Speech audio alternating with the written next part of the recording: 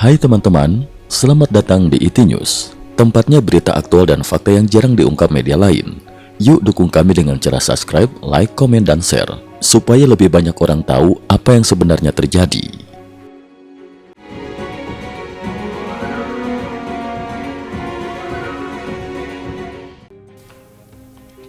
Salam pemirsa, 30 Juni 2026. Pada tanggal 26 Juni 2026 menjadi salah satu hari yang dinilai cukup menentukan dalam dinamika hubungan antara Iran, Amerika Serikat, dan negara-negara Teluk. Pada hari itu, Sekretaris Jenderal Dewan Kerjasama Teluk atau Gulf Cooperation Council (GCC), Jassim Mohammed Al-Budaiwi menyampaikan pernyataan singkat yang langsung menarik perhatian berbagai kalangan. Pernyataan tersebut disampaikan dalam sebuah wawancara eksklusif dengan media Uni Emirat Arab, The National. Ketika Al-Budaiwi diminta tanggapan mengenai kabar yang selama beberapa waktu beredar mengenai rencana pembentukan dana rekonstruksi bagi Iran senilai 300 miliar dolar Amerika Serikat. Meski hanya berupa satu kalimat singkat, pernyataannya dipandang memiliki makna politik yang besar. Bilaterally with them. Okay. For the 300, I have not seen anything. It was not introduced to me nor to other GCC countries. We don't know anything about it. Saya tidak melihat adanya dana 300 miliar dolar itu. Pemerintah Amerika Serikat tidak pernah menjelaskannya kepada saya maupun kepada negara-negara anggota GCC lainnya. Kami sama sekali tidak mengetahui hal tersebut. Pernyataan tersebut segera memunculkan spekulasi bahwa negara-negara anggota GCC yang terdiri atas Arab Saudi, Uni Emirat Arab, Bahrain, Kuwait, Oman, dan Qatar tidak pernah dilibatkan dalam pembahasan mengenai rencana pendanaan yang sebelumnya banyak diperbincangkan sebagai bagian dari kemungkinan paket normalisasi hubungan dengan Iran. Ketika pewawancara kembali menanyakan apakah pihak GCC pernah meminta penjelasan kepada pemerintah Amerika Serikat mengenai dana tersebut, Al-Budaiwi kembali memberikan jawaban yang tegas. Kalau mereka sendiri tidak pernah memperkenalkannya kepada saya, mengapa saya harus bertanya? Kami tidak tahu apa sebenarnya dana 300 miliar dolar itu, siapa yang akan membiayainya, dan siapa yang akan memperoleh manfaat darinya.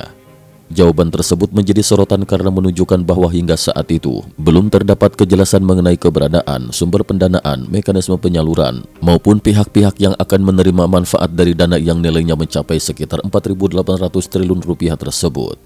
Banyak pengamat menilai pernyataan Al-Budaiwi secara tidak langsung memperlihatkan bahwa isu dana rekonstruksi Iran masih sebatas spekulasi dan belum memiliki dasar resmi yang dapat diverifikasi. Iran disebut mulai merasa dirugikan dalam kesepakatan dengan Amerika Serikat. Beberapa hari setelah pernyataan GCC tersebut, muncul laporan lain yang memperlihatkan meningkatnya ketidakpuasan di dalam pemerintahan Iran. Pada 29 Juni 2026, jurnalis Farazadeh dari Channel 14 Israel yang dikenal banyak meliputi perkembangan politik Iran, mengutip informasi dari sumber internal yang diklaim dekat dengan Korps Garda Revolusi Islam Iran, IRGC. Menurut laporan tersebut, kalangan IRGC mulai menilai bahwa Iran justru menjadi pihak yang paling banyak mengalah dalam kesepakatan sementara dengan Amerika Serikat. Salah satu keberatan utama adalah keputusan Iran membuka kembali jalur pelayaran di Selat Hormuz, yang merupakan salah satu jalur distribusi energi terpenting di dunia. Menurut sumber tersebut, sebagai imbalan atas langkah tersebut, Iran hanya memperoleh pelonggaran terbatas terhadap sanksi ekspor minyak, yang hingga kini belum menghasilkan manfaat ekonomi yang nyata. Laporan itu juga menyebutkan bahwa pemerintah Iran sedang melakukan evaluasi terhadap keseluruhan hasil perundingan dan mempertimbangkan berbagai langkah lanjutan apabila manfaat ekonomi yang dijanjikan tidak segera terrealisasi. Dua isu baru memicu ketegangan Teheran.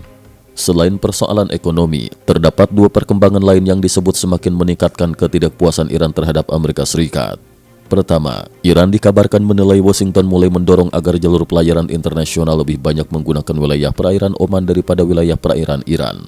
Apabila kecenderungan tersebut benar-benar terjadi, maka posisi strategis Iran dalam mengendalikan lalu lintas perdagangan energi dunia diperkirakan akan berkurang secara signifikan. Kedua, Teheran juga dikabarkan keberatan terhadap perkembangan terbaru dalam pengaturan keamanan antara Israel dan Lebanon.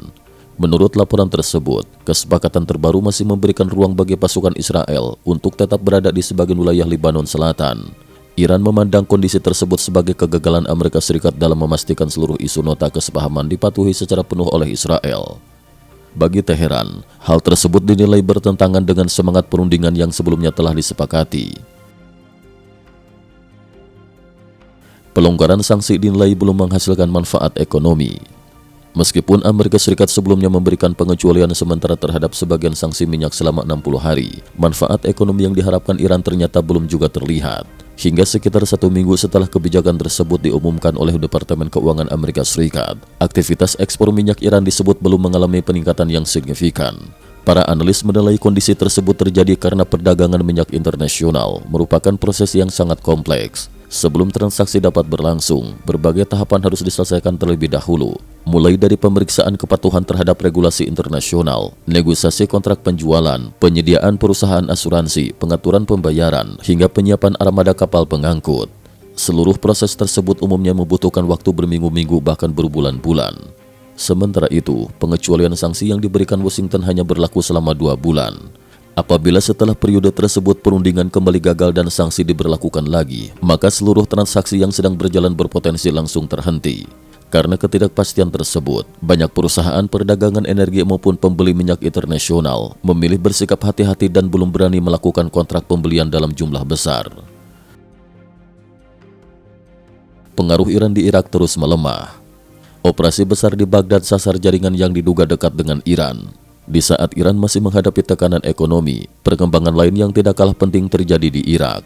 Menurut laporan yang beredar, pada dini hari 28 Juni 2026, sekitar pukul 02.00 waktu setempat, pasukan elit keamanan Irak melaksanakan operasi besar-besaran di kawasan zona hijau, Green Zone di Baghdad. Zona hijau merupakan kawasan dengan tingkat keamanan paling tinggi di Irak. Di dalam kompleks tersebut, terdapat berbagai kantor pemerintahan penting, lembaga negara, kedutaan asing, termasuk kedutaan besar Amerika Serikat, sehingga setiap operasi keamanan di wilayah tersebut selalu memperoleh perhatian internasional. Dalam operasi yang berlangsung secara cepat dan terkoordinasi itu, aparat keamanan menutup seluruh akses keluar masuk kawasan sebelum menjalankan serangkaian surat perintah penangkapan. Laporan dalam program tersebut menyebutkan bahwa aparat berhasil mengamankan 47 pejabat serta tokoh politik yang diduga terlibat dalam jaringan penyelundupan lintas negara. Salah satu nama yang disebut paling mengejutkan adalah seseorang yang dikabarkan merupakan saudara kandung dari mantan Perdana Menteri Irak, Mohammed Shia al-Sudani. Menurut narasi laporan tersebut, para tersangka diduga selama bertahun-tahun berperan membantu Iran menghindari sanksi internasional melalui penyelundupan minyak, pencucian uang lintas negara, serta berbagai aktivitas ekonomi ilegal lainnya. Walaupun berbagai tuduhan tersebut masih memerlukan pembuktian melalui proses hukum, operasi tersebut dipandang sebagai salah satu tindakan keamanan terbesar yang dilakukan Irak terhadap jaringan yang diduga memiliki hubungan erat dengan Iran dalam beberapa tahun terakhir. Ruang gerak politik Iran di Irak dinilai semakin menyempit. Sejumlah analis menilai bahwa sejak pemerintahan baru Irak mulai menjalankan kebijakannya, kelompok-kelompok politik yang selama ini dikenal memiliki kedekatan dengan Teheran semakin menghadapi tekanan. Langkah tersebut dipandang sebagai bagian dari upaya pemerintahan Irak untuk memperkuat kedaulatan nasional sekaligus mengurangi pengaruh berbagai aktor eksternal di dalam negeri. Apabila tren tersebut terus berlanjut, maka pengaruh politik dan ekonomi Iran di Irak diperkirakan akan semakin berkurang dibandingkan periode beberapa tahun sebelumnya. Washington dan Teheran dikabarkan sepakat menurunkan eskalasi konflik. Di tengah meningkatnya tekanan terhadap Iran di berbagai bidang, muncul pula sinyal positif dari jalur diplomasi. Pada 28 Juni 2026, seorang pejabat Amerika Serikat menyampaikan bahwa Washington dan Teheran telah mencapai kesepahaman untuk menghentikan sementara aksi saling menyerang sebagai langkah awal menurunkan eskalasi konflik di kawasan Teluk. Kesepakatan tersebut dipandang sebagai upaya kedua negara untuk mencegah bentrokan militer yang lebih luas, terutama setelah meningkatnya ketegangan dalam beberapa pekan terakhir. Menurut laporan yang sama, delegasi Amerika Serikat dan Iran dijadwalkan kembali menggelar putaran perundingan lanjutan pada 30 Juni 2026 di Doha, Qatar. Agenda utama pertemuan tersebut diperkirakan mencakup pembahasan mengenai stabilitas keamanan kawasan Teluk, masa depan sanksi ekonomi terhadap Iran, keamanan pelayaran internasional di Selat Hormuz, serta berbagai persoalan lain yang hingga kini masih menjadi hambatan dalam proses normalisasi hubungan kedua negara. Meskipun belum ada jaminan bahwa perundingan tersebut akan menghasilkan kesepakatan permanen, jalur diplomasi yang kembali dibuka menunjukkan bahwa baik Washington maupun Teheran masih berupaya menghindari konfrontasi militer terbuka yang berpotensi mengguncang stabilitas kawasan Timur Tengah dan memengaruhi perekonomian global. Cukup sekian dulu, terima kasih atas perhatiannya. IT News juga memiliki channel di platform kancing.com. Mohon kunjungan dan bantu subscribe agar bisa mengikuti perkembangan dunia tanpa batas. Terima kasih. Link kancing ada di dalam description.